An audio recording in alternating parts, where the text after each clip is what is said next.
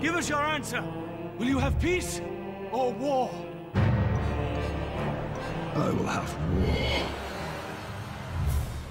O prólogo de O Hobbit, a Batalha dos Cinco Exércitos, é sem dúvida um dos momentos mais marcantes da trilogia. Porém, por um pequeno detalhe, deixou um gostinho meio amargo. I will show you revenge! Como muitos sabem, o começo dá continuidade àquele abrupto encerramento do segundo filme, com Smaug voando em direção à cidade para levar morte e destruição. A sequência de fato é empolgante, além de visualmente muito bonita. É um começo tenso e bastante promissor. O único problema está no seu tempo de duração. Num piscar de olhos, o Smaug destrói a cidade, Birds escapa de seu exílio e derrota o dragão. Tudo isso antes mesmo do título aparecer na tela. E esse, meus amigos, era o desfecho que todos estávamos aguardando desde o segundo filme.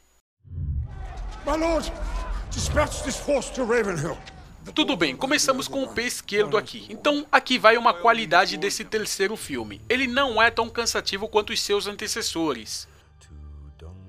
Particularmente acho uma jornada inesperada um dos filmes mais entediantes de 2012. A desolação de Smaug já havia dado uma pequena guinada, mas ainda assim não justificava uma trilogia. E detalhe, cada um deles contava com mais de 2 horas e 40 minutos.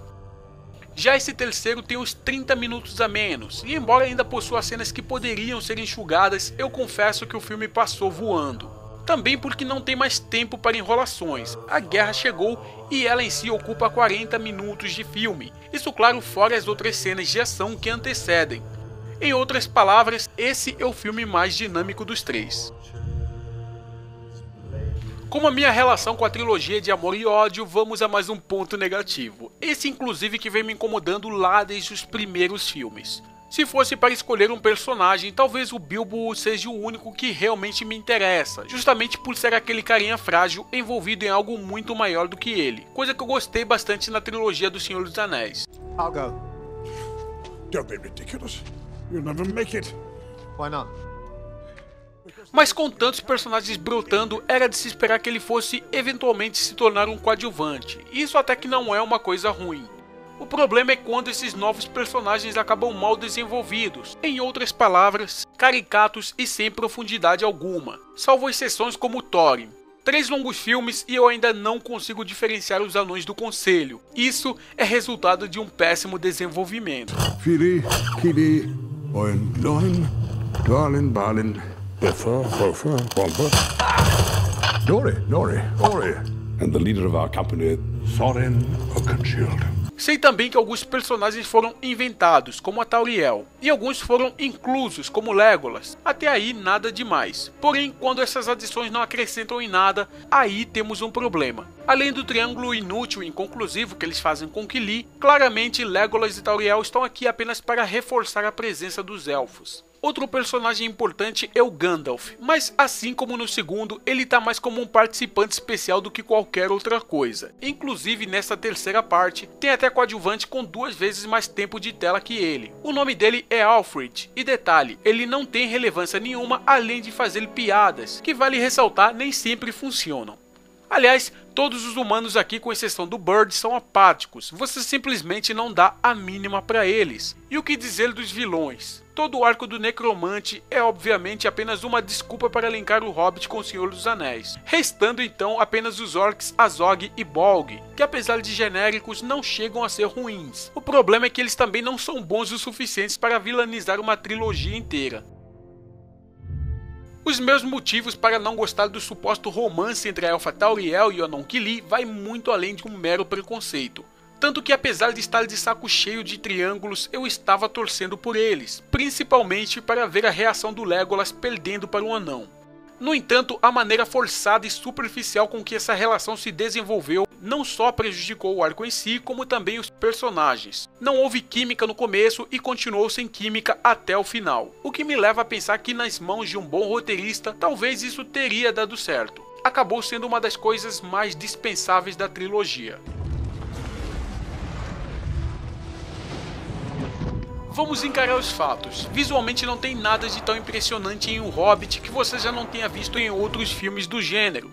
10 anos após o último Senhor dos Anéis, e os efeitos visuais na Terra-média de Peter Jackson não evoluíram tanto assim. E quando os efeitos param de evoluir, por mais que se mantenham no padrão de qualidade, chega uma hora que a gente para de elogiar também. Claro que ainda existem momentos impressionantes, mas são raros, e me perdoem os fãs, mas às vezes o filme é tão carregado em CGI que a sensação que passa é que estamos em Nárnia. É como Viggo Mortensen disse certa vez, o Peter Jackson cada vez mais exagera nos efeitos digitais. Eu arriscaria dizer que 80% do que se vê em tela é digital, o que inevitavelmente nos leva a comparar com os cenários clássicos e artesanais da primeira trilogia.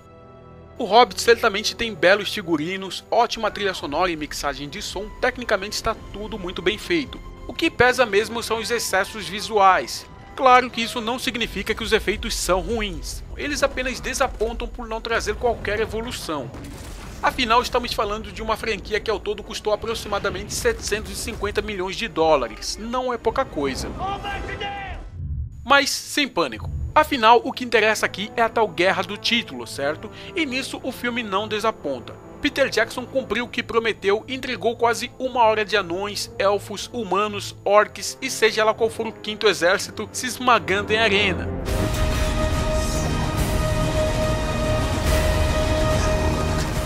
E com isso, o Hobbit nunca esteve tão perto de se parecer com o Senhor dos Anéis, até mesmo nos seus defeitos.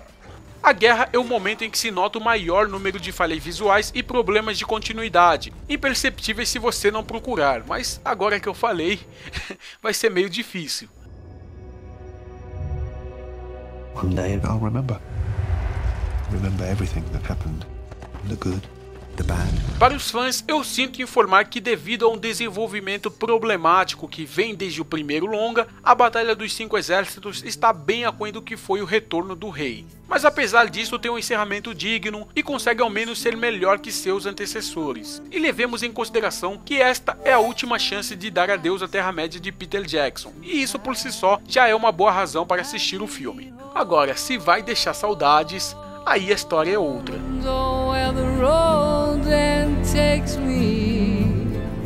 I cannot tell. We came all this way, but now comes the day to bid you farewell.